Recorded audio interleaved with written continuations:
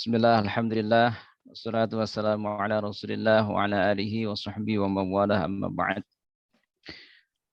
Bismillahirrahmanirrahim. Ila hadratin nabiyil mustafa sayyidina wa maulana Muhammad sallallahu alaihi wasallam wa alihi wa sahbihi wa azwajihi wa dhurriyyatihi kiram.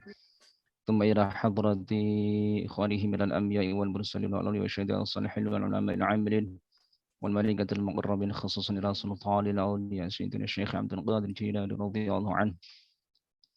ثم إلى حضرة مشايخنا ومشايخ شيوخنا ومعلمنا خصوصا خاصة إلى حضرة الشيخ مصنف هذا الكتاب سلم التوفيق الشيخ عبد الله بن حسين بن طاهر بن محمد بن هاشم بعلوي نفعنا الله بعلومه وإلى حضرة والدينا وارحمهم كما ربونا صغارا وإلى جميع المسلمين والمسلمات والمؤمنين والمؤمنات شيء لله لهم الفاتحة. أعوذ بالله من الشيطان الرجيم. بسم الله الرحمن الرحيم. الحمد لله رب العالمين الرحمن الرحيم مالك يوم الدين إياك نعبد وإياك نستعين اهدنا الصراط المستقيم صراط الذين أنعمت عليهم غير المغضوب عليهم ولا الضالين آمين. بسم الله الرحمن الرحيم. Bismillah wa subhanallah alhamdulillah wa la ilaha illallah Allahu akbar wa la hawla wa la quwwata illa billahil aliyyil azim al-azizil alim adada kulli harfin kutiba wa yuktabu abadal abidin wa dahran tahirin. Alhamdulillah malam hari ini kita perdana mengadakan pengajian, mudah-mudahan ini nanti bisa langgeng ya. Bisa continue setiap malam Jumat lah, setiap malam Jumat kita adakan. Dan alhamdulillah ini banyak ustadz-ustadz, kiai-kiai yang insya Allah nanti siap untuk mengisi. Saya hanya memulai awal saja nanti ya. Buka awal saja, kemudian nanti untuk Jumat-Jumat berikutnya insya Allah lah ustadz-ustadz kita banyak. Kiai-kiai kita banyak yang nanti bisa ngisi gantian satu persatu gitu kan. Nanti gantian saya yang ikut ngaji lah dengan Bapak Ibu dan kiai-kiai semuanya.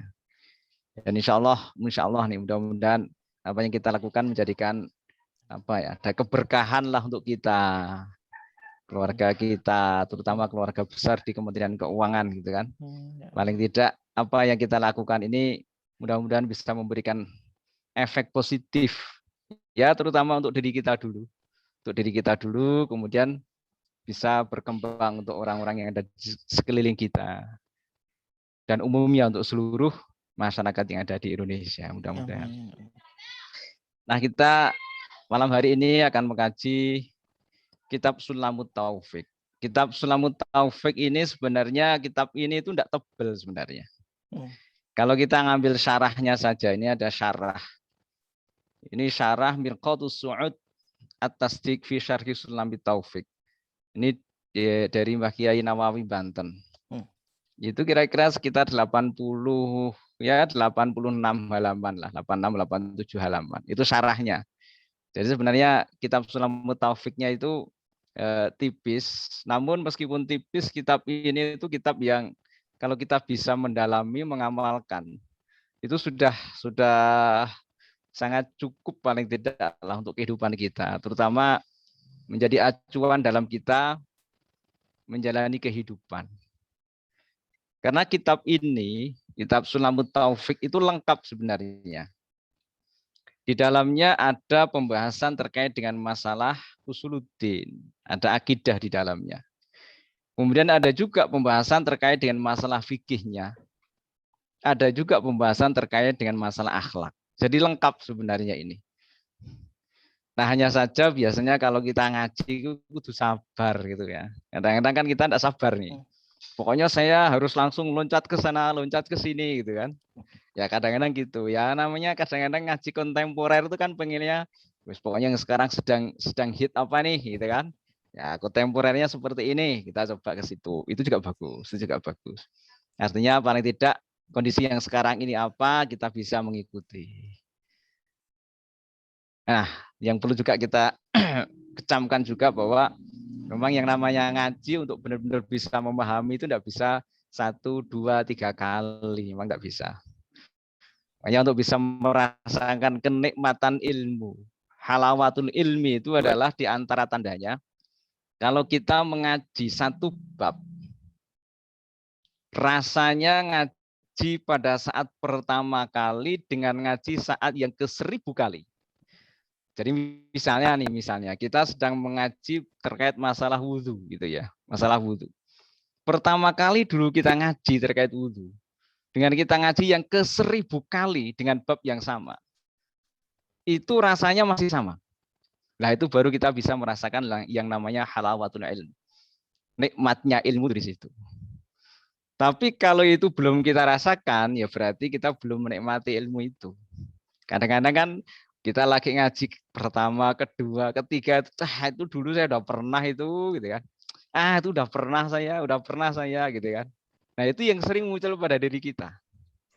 Ya biasanya kalau sudah seperti itu, rasanya kita udah malas lagi untuk ngaji gitu. Udah pernah dulu dibahas. Yang ini udah pernah, yang ini sudah pernah, gitu kan. Ya berarti kalau kayak gitu yang ada pada diri kita, ya berarti kita belum merasakan nikmatnya ilmu. Karena justru ilmu itu makin dikaji itu malah makin senang kita itu. Makin kaji lagi makin senang, makin ngaji lagi makin senang gitu. Makin dalam, makin dalam, makin dalam. Karena apa? Begitu kita mengkaji ilmu itu, biasanya nanti lama-lama kita akan ketahuan. Oh iya ternyata gitu kan. Saya itu masih bodoh, masih jauh gitu kan. Masih jauh dari yang kesempurnaan itu, masih jauh gitu.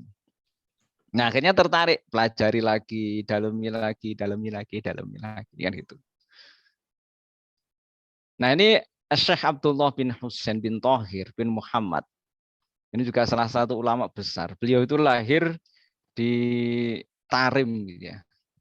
Di Yaman tahun 1191 beliau. Kemudian wafat di tahun 1242. Cuma yang menjadi perlu nih barangkali nanti kita bisa amalkan. Ini salah satu yang diceritakan dari murid beliau, yaitu Al-Habib Al-Idrus bin Umar. Beliau itu pernah bercerita terkait dengan gurunya ini, pengarang kitab Sulamut Taufik, itu Syekh Abdullah bin Muhammad bin Husain ini. Syekh Abdullah bin Husain bin Thahir bin Muhammad bin Hashim. Beliau itu setiap hari zikir la ilaha illallah 25.000 kali. Setiap hari beliau zikir ya Allah, ya Allah, ya Allah 25.000 kali. Dan beliau membaca sholawat setiap hari 25.000 kali. Coba kita terapkan pada diri kita, sanggup apa tidak gitu kan. Wah kalau sanggup ya alhamdulillah itu. La ilaha illallah 25.000 kali, zikir ya Allah, ya Allah, ya Allah 25.000 kali, dan membaca sholawat 25.000 kali. Setiap harinya. Nah, kalau ditanya, wah terus kalau kita harus melakukan itu terus kapan saya kerja gitu kan? Habis waktu saya nggak kerja nanti gitu kan. Tapi ya itulah, kalau orang-orang sudah tingkatan khos itu nggak bisa kita bayangkan gitu. Sebanyak itu tuh berapa lama gitu kan? Berapa lama? Ya sama bagaimana Imam Syafi'i itu setiap malamnya itu beliau bisa menghatamkan Al-Qur'an gitu kan. Setiap malam khatam terus gitu kan. Ya kalau kita mikir hanya secara akal biasa mungkin tidak nyampe. Tapi kalau orang-orang yang dekat dengan Allah, ya tidak ada kata-kata yang tidak bisa nyampe. Nggak ada kata-kata yang bisa nyampe. Nah, pada pertemuan kali ini kita akan mencoba melihat bab yang pertama terkait dengan masalah apa sih yang menjadi kewajiban bagi seorang mukallaf. Kita langsung saja masuk kepada materi yang terkait dengan bab faslun yajibu ala kulli kafatil mukallafin ad-dukhul fi dinil Islam wa thubut fihi ala dawam. Waltizamu ma lazima alaihi minal ahkam.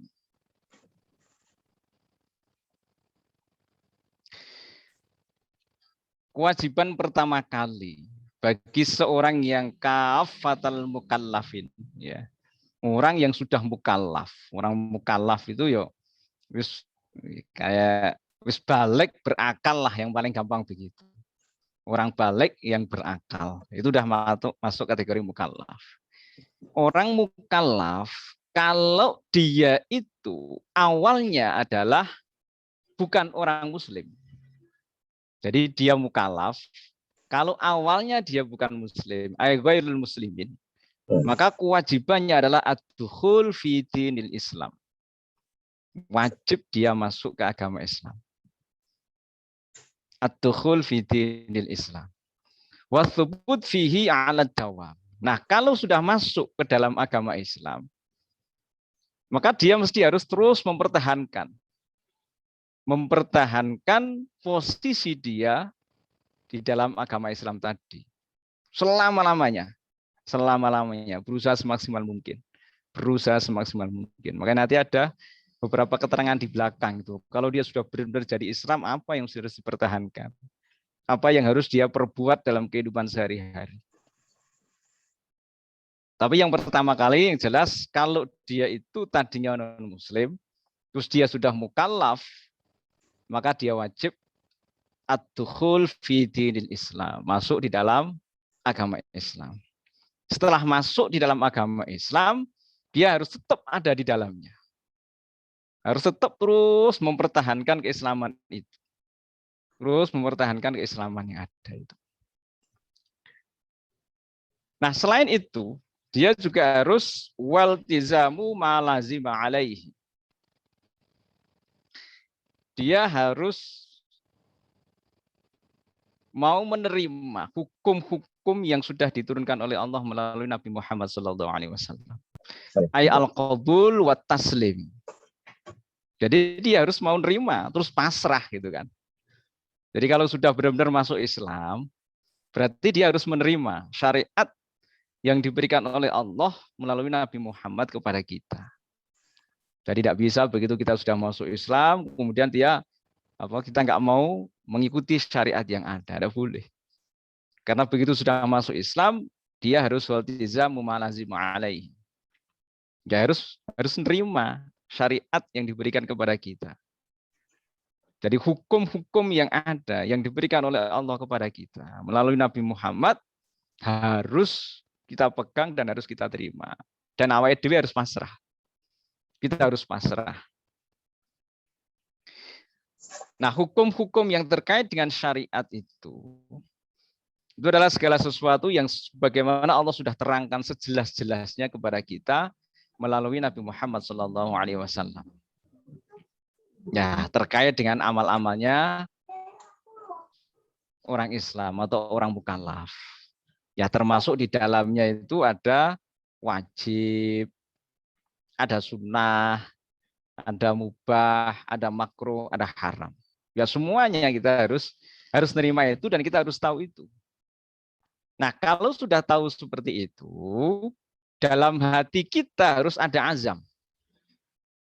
Jadi kalau kita sudah benar-benar masuk Islam, kita terima syariat dari Allah melalui Nabi Muhammad yang sudah jelas gitu ya kepada kita. Terus dalam hati kita ini harus ada azam. Keinginan yang sangat kuat untuk kita menjalankan syariat-syariat Allah. Jadi harus ada azam yang kuat untuk menjalankan syariat-syariat Allah itu. Menjalankan apa yang diwajibkan oleh Allah. Dan juga ada azam yang kuat untuk menjauhi apa yang dilarang oleh Allah. Jadi tidak bisa kemudian kita setelah masuk Islam terus sama edwi seenaknya saja, tidak bisa. Ya udahlah kita jalan sesuai apa adanya saja, nggak boleh gitu, tidak bisa. Tetap harus ada azam yang kuat pada diri kita. Kalau toh nanti Allah menakdirkan yang lain, ya itu urusannya beda. Tapi jelas kita punya azam kuat. Oh, saya nanti mau sholat jamaah, saya nanti mau ngaji, saya nanti mau ini. Pokoknya azam kita itu kuat. Kita menjalankan perintah Allah. Dan punya azam yang kuat untuk menghindari larangan-larangan Allah, menjauhi larangan Allah. Saya tidak mau melakukan yang haram, saya nggak mau melakukan kemaksiatan ini, nggak mau ini dan seterusnya. Itu harus ada pada diri kita. Loh, kalau toh seandainya setelah kita punya azam, punya keinginan yang kuat untuk menjalankan perintah Allah, menjauhi larangan Allah, kok delalah gitu istilahnya. Delalah kita ditakdirkan oleh Allah menjalankan kemaksiatan. Ya harus kita terima. Langsung segera kita tobat kepada Allah. Jadi kalau toh langsung tiba-tiba kita itu, dan itu bukan karena keinginan kita. Tiba-tiba Allah menakdirkan kita menjalankan satu kemaksiatan, hal-hal yang dilarang. Ya kita tidak bisa menolaknya. Namun setelah kita menyadari itu, kita langsung istighfar, langsung tobat kepada Allah, langsung tobat kepada Allah. Nah itu yang mesti harus kita yakini, yang harus kita tanamkan pada diri kita, yang harus kita tanamkan pada diri kita. Cuma kadang-kadang hal semacam ini itu kan susah, karena pada saat kita menjalani kehidupan itu ada dua sisi yang mestinya bareng-bareng mesti ada pada diri kita. Ketika kita melihat sesuatu, mengalami sesuatu, itu ada dua sisi yang mesti harus kita pertimbangkan. Ada dari sisi syariat fikihnya, tapi ada juga yang dari sisi hakikatnya. Jadi ada dari sisi syariatnya, dari sisi hakikatnya. Kalau kita melihat satu kemaksiatan, misalnya gitu kan, melihat satu kemaksiatan, secara fikih kita mesti harus menghindari. Wah itu maksiat. Kita harus mengingkari kemaksiatan itu. Itu secara fikihnya. Harus kita ingkari kemaksiatan itu. Artinya kita harus menjauhi dari apa yang ada itu. Namun secara hakikat, dari sisi tasawuf, kita juga harus menerima bahwa itu adalah takdir Allah. Allah memang menakdirkan begitu. Dia harus terima gitu. Kita harus nerima gitu. Tidak bisa kemudian kita mengingkari. Bahkan nanti kalau sampai kita ingkar dengan takdir Allah, itu justru malah kita bisa jatuh kepada kemurtadan. Nah, ini yang mesti harus hati-hati. Ini yang harus hati-hati. Apalagi kalau sudah terkait dengan masalah akidah, masalah usuluddin. Akhir-akhir ini tuh kan kadang-kadang orang tuh dengan gampangnya gitu ya. Entah dari sisi i'tiqadnya, entah dari sisi perbuatannya, entah dari sisi qauliyah ucapannya. Itu orang itu dengan gampang melakukannya dan tidak sadar bahwa apa yang dilakukan itu bisa menjatuhkan dirinya masuk dalam kategori murtad. Banyak sekali. Itu banyak sekali sebenarnya. Nah, di kitab Sulamut Taufik ini sebenarnya kalau nanti kita dalami lebih detail, itu semuanya akan diungkapkan. Apa saja yang menjadikan kita itu bisa sampai keluar dari Islam. Kemudian apa yang harus kita lakukan pada saat kita mengalami hal semacam itu. Nah, ini yang mesti harus hati-hati, Makanya ada beberapa hal yang mesti harus kita coba resapi, coba kita dalami. Ada dua sisi dari fikihnya ya ada, dari sisi hakikatnya juga mesti kita dalami juga. Makanya begitu kita sudah mengikrarkan diri masuk Islam, ya sudah di dalamnya kita mesti terima itu hukum-hukum dari Allah. Kita terima hukum dari Allah, kemudian kita pasrah kepada Allah juga untuk menjalankan hukum itu. Azam yang kuat mesti harus ada pada diri kita untuk menjalankan perintah Allah dan azam yang kuat untuk menjauhi larangan-larangan Allah. Menjauhi larangan-larangan. Yajibu ala kulli muslimin hifdzu islamihi wa sawnuhu amma yufsiduhu wa yubtiluhu wa yuqti'uhu wa huwa ar-riddatu wal 'iyadu billahi ta'ala. Wa qad kathara fi hadzal zaman at-tasahhulu fil kalam hatta annahu yakhruju min ba'dihim alfadun tukhrijuhum 'anil Islam wa la yarawna dzalika dzanban fadlan an kaunihi kufran. Nah, kalau kita sudah mengikrarkan diri, wis masuk Islam, gitu kan?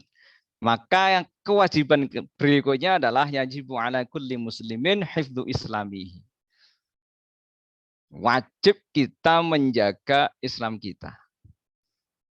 Wajib kita menjaga Islam kita.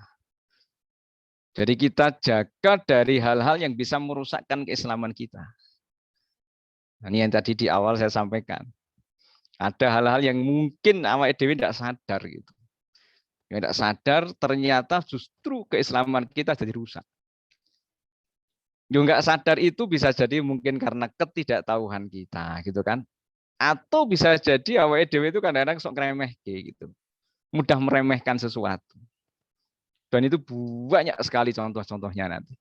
Banyak sekali contoh-contohnya yang bisa menjadikan keislaman kita itu jadi rusak. Yang bisa menjadikan keislaman kita itu jadi rusak. Nah, ini yang apa istilahnya? Kita perlu sangat hati-hati banget. Sangat hati-hati banget. Apalagi di zaman sekarang ya. Zaman sekarang itu dengan mudahnya alat-alat teknologi itu. Dari IT yang ada itu.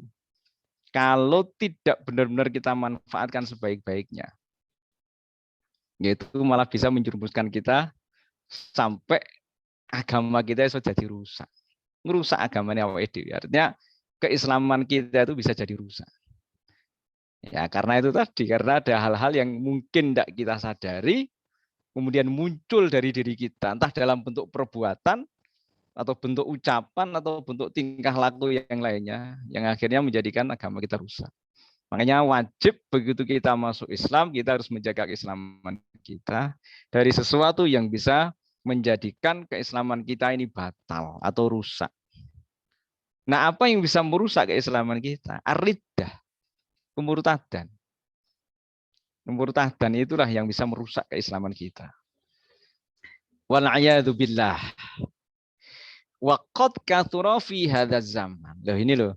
Ini Kiai Musonef pada tahun itu 1191 Hijriah sampai 1242 Hijriah.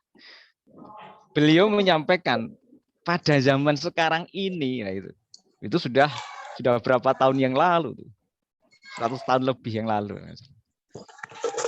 Nah, itu disampaikan bahwa zaman sekarang aja ini banyak orang yang justru mereka tuh tidak nyadari. Mereka itu gampangke omongan-omongannya. Yang justru malah omongan-omongan itu bisa menjadikan mereka itu masuk ke dalam kemurtadan. Jadi tasahul, menggampangke atau mengeremehkan lah gitu ya. Banyak itu di zaman sekarang, itu zaman Kiai Musonef dulu ya. Lu apalagi saat ini gitu kan. Apalagi saat ini dengan IT yang sudah begitu canggih, semacam-macam lah gitu kan. Apa meneh gitu kan, apalagi banyak mereka itu yang meremehkan ucapan-ucapan mereka sampai akhirnya mereka itu bisa keluar dari Islam, jatuh ke dalam kemurtadan. Wala yarawna dzalika dzanban fadlan an kaunihi kufron. Dan mereka enggak sadar bahwa apa yang mereka lakukan itu adalah dosa gitu. Berdosa gitu. Apa yang mereka lakukan itulah perbuatan-perbuatan dosa. Mereka enggak sadar itu. Fadlan an kaunihi kufran, apalagi bisa-bisa apa yang mereka lakukan itu bisa menjatuhkan mereka ke dalam kekufuran. Nah, ini yang mesti harus sangat hati-hati banget. Harus hati-hati banget. Yo, memang kadang-kadang awake dhewe itu karena kita serawung, kita sering kumpul dengan orang lain, orang banyak. Ya sok kadang-kadang ya saling meremehkan satu dengan yang lain, kadang-kadang kan gitu. Atau kadang-kadang sesuatu yang lumrah gitu kadang-kadang ya. Kena cara wong Jawa itu apa sih ini? Misalnya ngenyek lah gitu ya. Ngeremehkan lah gitu. Cuma pada saat mungkin sampai di luar kesadaran kita, ngomong kita, omongan-omongan kita itu mungkin bisa jadi memasukkan diri kita dalam kemurtadan. Bisa jadi gitu kan. Dan itu cukup hati-hati banget. Ini paling gampang contoh ini. Dulu Pak Yai itu pernah ngasih contoh gitu. Kang, yuk kita sholat Kang yuk gitu kan. Misalnya ada teman kita ngajak, Kang yuk kita sholat yuk. Nah kemudian ya awal dewi misalnya kita pas lagi main atau apa gitu ya. Ah, sholat itu kan nomor 2 gitu kan. Sholat itu kan nomor 2. Istilahnya kata-kata sholat itu kan nomor 2. Itu kalau sampai dalam hati ada niat meremehkan, itu masuk ke dalam jurang kemurtadan. Ya memang benar, sholat itu nomor 2, nomor 1 syahadat gitu kan. Nomor 1 syahadat, nomor 2 sholat itu. Tapi kalau ngomong kita tadi, pada saat diajak oleh teman kita, terus kita sholat itu kan nomor 2. Artinya seakan-akan nanti sajalah gitu, ngeremeh gitu kan. Meremehkan sholatnya itu.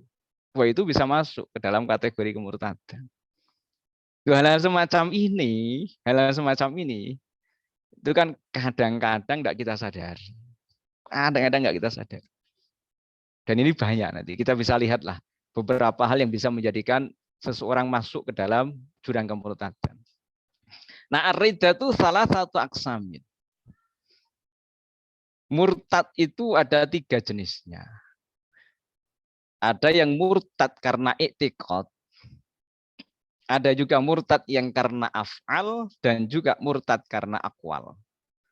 Jadi ada i'tiqad, ada karena perbuatan, ada juga karena ucapan atau omongan. Nah ini kalau sampai tidak hati-hati itu bisa menjadikan orang itu masuk ke dalam kemurtadan. Cuma kalau dari sisi i'tiqad barangkali insya Allah lah kalau kita bisa selamat gitu ya. Karena kita sudah menjadi benar-benar Islam gitu ya, insya Allah lah secara i'tiqad kita masih bisa menjaga. Masih bisa menjaga diri kita untuk tidak keluar dari Islam secara i'tiqad. Tapi bisa jadi kadang-kadang kan setan itu pinter. Setan itu. Bisa jadi setan itu menjerumuskan diri kita. Dan setan itu kalau menjerumuskan itu caranya macam-macam gitu. Yang kadang-kadang kita juga nggak sadar. Bisa jadi di dalam diri kita itu dimunculkan kebimbangan yang luar biasa itu. Misalnya sampai diri kita tuh asyak fillah au fi rasulihi wal Qur'an wal yaumil akhir awil jannah awil nar awil thawab awil iqab. Bisa jadi suatu ketika misalnya kalau diri kita sampai muncul dalam diri itu ada suatu keiktikatan, kita itu sampai syak, sampai mamang ragu gitu ya. Ragu dengan Allah. Misalnya kita tuh ragu dengan Allah, ragu dengan keberadaan Allah. Ya kan iso wae, bisa saja kan. Tiba-tiba karena kita saking apa istilahnya? Merenung gitu kan. Merenung terus sampai kemudian tiba-tiba muncul.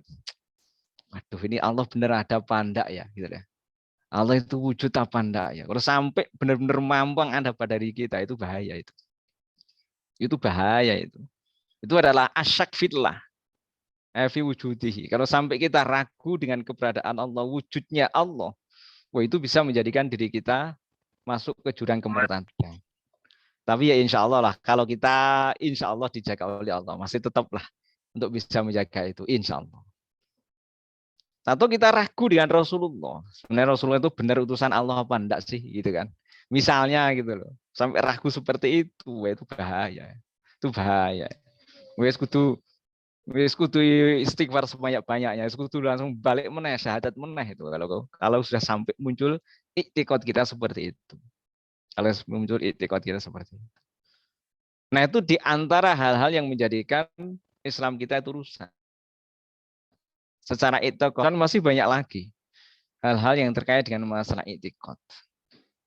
Nah, kemudian ada lagi. Singkatnya berikutnya adalah hal-hal yang menjadikan kita masuk ke dalam kemurtadan, tapi dari sisi af'al. Dari sisi af'al. Jadi dari sisi perbuatan gitu ya. Apa yang kita lakukan itu bisa menjatuhkan diri kita masuk ke dalam kemurtadan. Ya mudah-mudahan kalau ini pun kita insya Allah masih bisa selamat juga. Insya Allah masih bisa selamat juga. Ya contohnya misalnya kasujudi lis-sonamin. Misalnya kita sujud untuk berhala misalnya, au syamsin, au qamarin, au sultan, au syaitan mutlaqan, au makhluqin akhar ala wajhi ibadati. Atau kita sujud pada matahari, sujud kepada bulan, sujud kepada setan misalnya gitu kan. Atau sujud kepada makhluk-makhluk yang lain tapi memang dengan tujuan kita beribadah. Artinya kita nyembah dia. Nah, itu masuk kategori murtad dari sisi af'al. Itu kategori murtad dari sisi af'al. Termasuk juga misalnya kita itu bawa mushaf gitu misalnya. Kita bawa mushaf lah ini, bawa Al-Qur'an misalnya atau mushaf. Kemudian mushaf ini kita lempar misalnya gitu kan. Kita lempar misalnya. Tuh, kalau kita melempar mushaf dalam kategori alal istiza wal istighfaf biddin Ada niat di dalam diri kita itu meremehkan gitu ya. Meremehkan hal-hal yang terkait dengan masalah agama. Maka itu masuk kategori kita murtad. Jadi kita lempar tuh mushaf itu. Kadang-kadang kan bisa jadi ya orang saking sebelnya gitu kan. Saking sebelnya diajak ini itu dan sebagainya, saking muaranya mushaf ambil dilempar. Karena wah ini gara-gara agama nih akhirnya jadi kayak gini. Wah itu bahaya itu. Itu bisa masuk ke murtad itu. Bisa masuk murtad. Dan ini kudu hati-hati banget. Hati-hati banget. Nah, itu hal yang terkait dengan masalah af'al. Dan masih banyak lagi contoh-contohnya. Ini sekedar gambaran saja. Apa sih yang bisa menjadikan diri kita masuk kategori murtad tadi. Nah, kemudian kalau yang terkait dengan masalah qaul, aqwal, wahya katsiratun jiddan la tanhasiru. Banyak banget, tidak ada batasannya. Ucapan-ucapan yang bisa menjadikan seseorang itu sampai jatuh ke dalam kemurtadan. Bismillah Islam, cuma karena gara-gara omongan, tidak bisa menjaga lisan, seseorang bisa masuk dalam kategori kemurtadan. Nah, di antaranya ayyakula syakhs li muslimin ya kafir, ya Yahudi misalnya. Jadi kita ngomongi kepada sesama orang muslim gitu ya. Sakjane karo kancane padha-padha muslim gitu. Yo mau syahadat juga, yo sholat juga, gitu kan. Yang disembah juga sama, gitu kan. Nabinya juga sama, gitu. Cuma mungkin hanya gara-gara ada perbedaan pandangan sedikit itu terus sampai muncul pada diri kita ucapan, ya kafir, gitu kan. Kue kafir. Gitu. Yes, pokoknya anggar kue ora gelem podo karo aku ya kafir, ya gitu kan.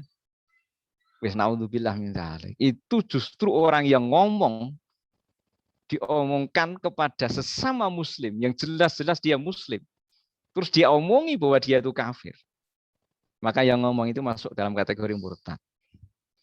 Hal semacam ini itu kan gampang sangat, gampang banget itu ya, karena lidah kita itu nggak bertulang ya, lidah nggak bertulang, ngomong sana ngomong sini apa saja bebas. Apalagi zaman-zaman sekarang ini dengan bebasnya, dengan adanya media sosial, ada ini itu dan sebagainya, udah bisa karepe dhewe lah gitu kan. Sakarepe dhewe. Ya akhirnya malah nggak bisa menjaga diri. Nggak bisa menjaga diri, terus menjadikan apa yang diomongkan sampai bisa menjadikan dia masuk murtad. Atau ya adimatin, hei orang yang nggak punya agama. Ya Yahudi, hei Yahudi misalnya gitu kan. Padahal yang kita omongin itu teman kita sendiri sesama muslim. Tapi kita omongkan begitu. Kita ngomongin begitu. Wah itu bahaya. Itu yang bahaya. Dan ini harus hati-hati sekali. Nah, termasuk juga dalam kategori orang itu bisa masuk ke dalam kemurtadan. Kalau misalnya dia ngomong gini. Lau amaronillah, alau amaroni yallahu bikadza, lam af'alhu. Seandainya Allah memerintahkan saya melakukan ini, gitu kan. Meskipun apa yang kita omongkan itu sesuatu yang mustahil misalnya. Misalnya ini ya, seandainya Allah memerintahkan saya untuk berbuat ini, maka saya tidak akan melakukannya. Itu kalau sampai omongan kita keluar kayak gitu, masuk kita murtad. Ya bisa jadi meskipun itu sesuatu yang mustahil gitu kan. Tapi kalau dalam diri kita kemudian kita ngomong, seandainya Allah memerintahkan saya begini, saya nggak akan melakukannya. Saya akan melakukannya itu. Atau misalnya seandainya kiblat ini misalnya, ini dipindah ke tempat lain. Ini dipindah ke tempat lain. Ma shallaitu ilaiha. Seandainya kiblat ini kok dipindah gitu ya misalnya. Saya nggak mau sholat menghadapnya, nggak mau saya gitu kan.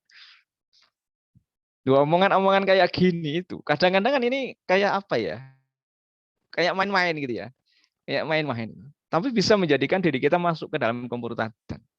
Masuk ke dalam kemurtadan. Dan itu bahaya sekali. Bahaya sekali. Atau misalnya juga kasuriyati bi ismin min asma'ihi ta'ala aw wa'dihi aw wa'idihi.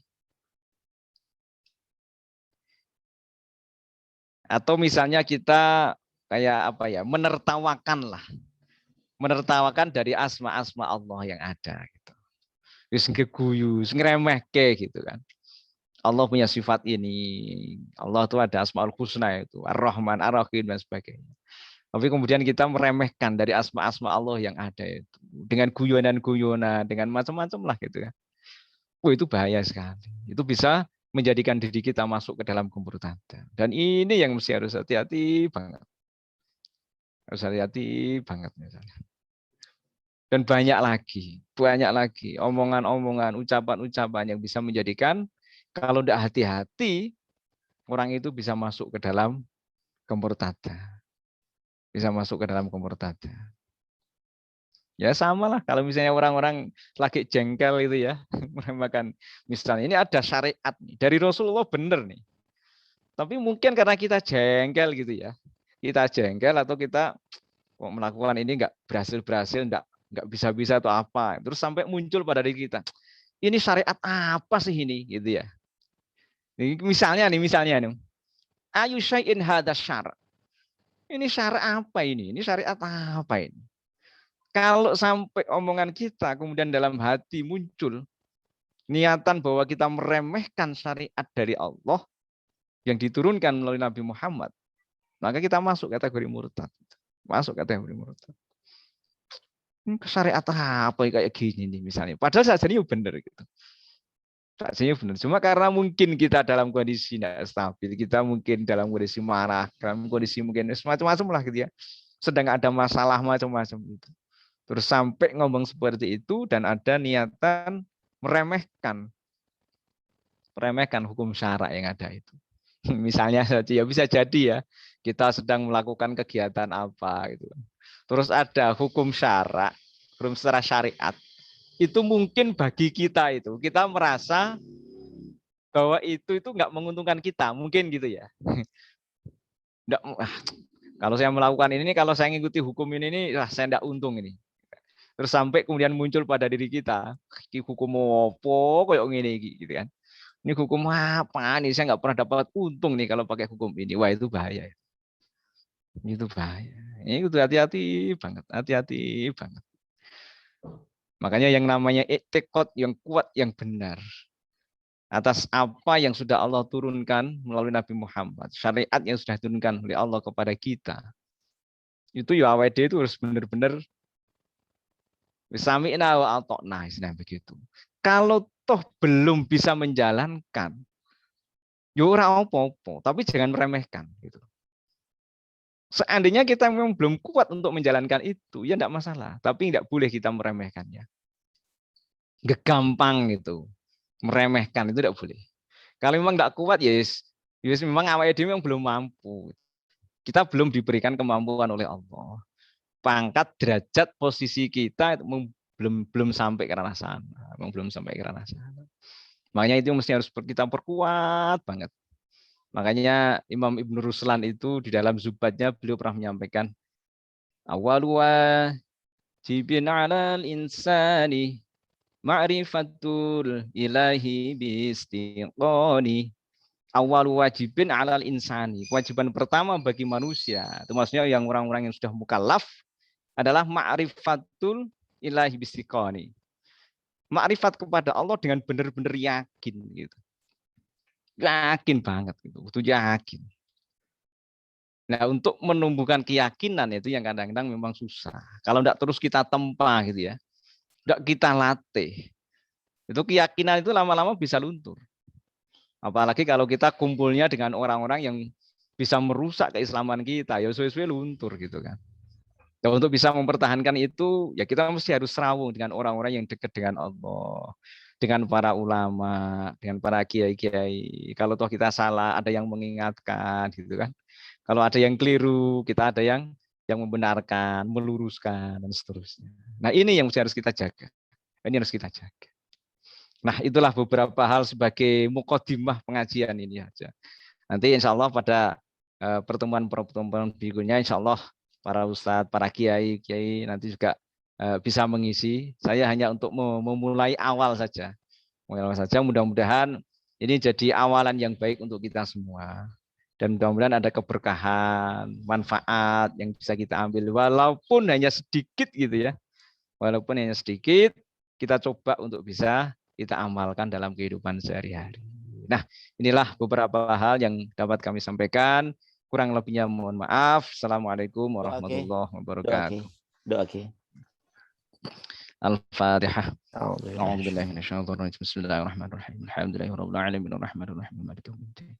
Iyyaka na'budu wa iyyaka nasta'in ihdinas siratal mustaqim. Shiratal ladzina an'amta 'alaihim ghairil maghdubi 'alaihim waladdallin.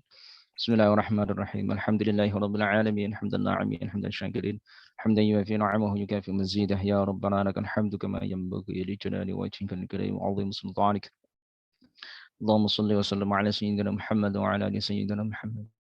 اللهم اغفر لنا ذنوبنا ولوالدينا وارحمهم كما ربونا صغارا ولجميع المسلمين والمسلمات والمؤمنين والمؤمنات برحمتك يا ارحم الراحمين. اللهم زدنا علما نافعا وعملا صالحا متقبلا ورزقا حلالا واسعا طيبا وعملا طويلا مباركا. اللهم اجعلنا واجعل اولادنا واجعل اهلنا واجعل ذرياتنا واجعل تلاميذنا من اهل العلم ومن اهل الخير ومن اهل القران ومن اهل الذكر. ولا تجعلنا وإياهم من أهل الشر إنك على كل شيء قدير. ربنا آتنا من لدنك رحمة وهيئ لنا من أمرنا رشدا. اللهم ثبت إيماننا. اللهم نور قلوبنا. اللهم سلمنا في الدين والدنيا والآخرة. اللهم بارك لنا فيما أعطيتنا. اللهم ارزقنا الاستقامة والإخلاص في عبادتك وطاعتك. ربنا آتنا في الدنيا حسنة وفي الآخرة حسنة وقنا عذاب النار. وصلى الله على سيدنا محمد وعلى آله وصحبه وسلم والحمد لله رب العالمين. سبحانك اللهم وبحمدك أشهد أن لا إله إلا أنت أستغفرك وأتوب إليك. Assalamualaikum warahmatullahi wabarakatuh. Assalamualaikum warahmatullahi wabarakatuh. Alhamdulillahirabbil alamin. Baik, demikian tadi sudah kita dengar taklim bersama guru kita Al-Mukarram Kiai Haji Dr. Subhan Ngalimun dan kitab Sulamun Taufik. Insyaallah mudah-mudahan ini bisa istiqamah dan rutin di setiap malam Jumat ya. Adapun nanti teknis siapa ini nanti kita ikuti arahan dari Kiai Subhan tentunya. Sementara itu yang mungkin dapat kita sampaikan dan pertemuan kita pada kesempatan malam hari ini kita tutup dengan alhamdulillahirabbil alamin. Alhamdulillahirabbil alamin. Terima kasih. Akhir kata mohon maaf lahir batin. Billahi taufiq wal hidayah. Assalamualaikum warahmatullahi wabarakatuh. Waalaikumsalam.